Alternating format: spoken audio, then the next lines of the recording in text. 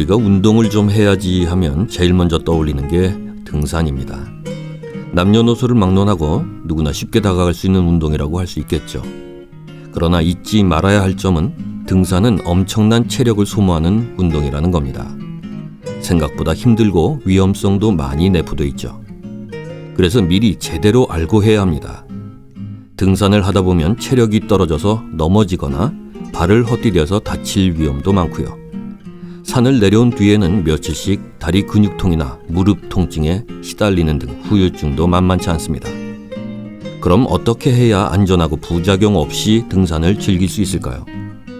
우선 등산할 때 서 있는 자세부터 제대로 바로잡아야 합니다. 자세가 흐트러지면 힘이 한쪽으로 쏠려서 균형을 잡기 힘들고 피로를 빨리 느끼거든요. 눈은 5, 6m 앞을 바라보고 목은 똑바로 세우고 머리는 들어야 하고요. 턱은 잡아당기고 양 어깨는 수평을 이루어야 하죠. 가슴은 조금 앞으로 내밀고 등은 곧게 펴세요. 그리고 팔은 자연스럽게 아래로 내리고 무릎도 곧게 펴야 합니다. 이 자세로 자연스럽게 걷되 지형에 따라서 조금씩 바꿔주면 됩니다. 또 등산할 때 아주 중요한 것은 천천히 걷는 것인데요. 특히 평지 보행의 절반 속도가 좋습니다. 간혹 체력을 과신하면서 빠른 속도로 산을 오르내리는 사람을 볼 수 있는데 이 과정에서 체력 소모가 심하고 부상 위험이 높아집니다. 자, 그럼 이제 산을 올라갈 때와 내려올 때 어떤 점들을 유의하면서 등산해야 하는지 살펴보죠. 먼저 산을 올라갈 때부터 알아봅시다. 등산은 기술입니다. 체력은 비슷한데 어떤 사람은 가볍게 산을 오르고 어떤 사람은 죽을 힘을 쓰며 오릅니다. 어떻게 하면 힘들이지 않고 오를 수 있을까요? 첫째, 준비 운동을 해야 합니다. 준비 운동 없이 갑자기 산에 오르면 근육과 관절에 무리가 오고 심장과 혈관은 압박을 받아서 평소보다 훨씬 빨리 지치게 됩니다. 가벼운 체조와 스트레칭을 해서 어느 정도 체온을 올린 다음에 천천히 걸어서 서서히 심장 박동이 빨라지게 하는 것이 좋습니다. 둘째, 약간 힘들다 정도의 느낌으로 보행 강도를 유지하세요.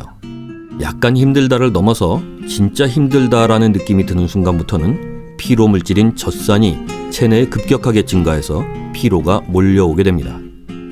따라서 약간 힘들다 정도로 오르는 게 좋은 거죠. 셋째, 발바닥 전체로 디뎌야 합니다. 하중을 발 앞부분에만 주면서 걸으면 다리 근육에 무리가 오고 체력 소모가 빨라집니다. 발 전체로 디뎌야 자세가 안정되고 힘도 적게 듭니다. 등산로에서 되도록 발 전체를 디딜 수 있는 곳을 골라 걷는 습관을 들여주세요. 넷째, 발끝과 무릎이 일자가 되게 걸으세요. 팔자걸음을 걸으면 무게중심이 갈지자로 왔다 갔다 해서 에너지를 더 낭비하게 됩니다. 다섯째, 상체를 앞으로 굽히면서 보행하세요. 허리를 꼿꼿이 세우고 경사진 등산로로 올라가면 무게중심이 뒤로 가기 때문에 다리에 더 많은 힘을 써야 합니다. 여섯째, 되도록 계단 등산로는 피해야 합니다. 계단으로 오르면 같은 발 자세와 다리 동작을 반복해서 사용하기 때문에 근육의 특정 부분에 하중이 집중돼서 더 빨리 지칩니다. 이어서 산을 내려올 때 주의할 점들을 알아봅시다. 등산을 마친 뒤에 다리가 쑤시는 근육통의 원인은 내리막길 때문입니다. 허벅지 근육이 터질 것 같은 오르막길보다 비교적 쉽게 보이는 내리막길에서 근육 세포가 더 많이 파괴됩니다. 비슷한 예를 살펴보면 계단으로 아파트 꼭대기까지 올라갔다가 엘리베이터를 타고 내려왔을 때와 엘리베이터를 타고 올라갔다가 계단으로 내려왔을 때를 비교해보면 근육 세포 손상 정도를 알 수 있는 혈중 크레아틴 인산 분해 효소 농도는 후자가 더 높습니다. 즉 내려올 때 근육 손상이 더 일어난다는 거죠. 산을 내려올 때는 허벅지 앞쪽 근육의 길이가 늘어난 상태에서 체중을 지탱하게 됩니다. 그러면 같은 무게라도 근육에 힘이 더 들어가서 근육 세포가 다치기 쉽죠. 보통 근육통은 일주일 정도 지나면 완화되는데요. 만일 3주일 이상 근육통이 지속되면 근육이 파열됐거나 관절, 뼈에 문제가 있을 가능성이 높으므로 병원에서 진찰받아야 합니다. 내리막을 잘 내려오는 요령들입니다. 첫째, 보폭을 좁혀서 가볍게 걸으세요.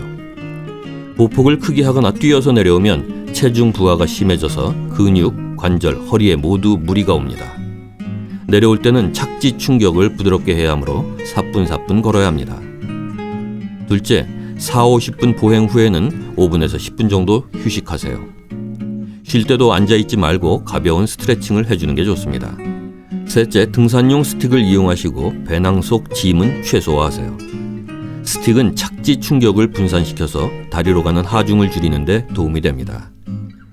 내리막길에서 무릎 관절이 받는 충격은 체중의 3배에서 5배에 이릅니다. 따라서 배낭이 무거우면 그만큼 더 충격이 크겠죠. 넷째, 다 내려온 뒤에 10분에서 15분간 반드시 정리 운동을 해서 근육을 풀어주어야 합니다.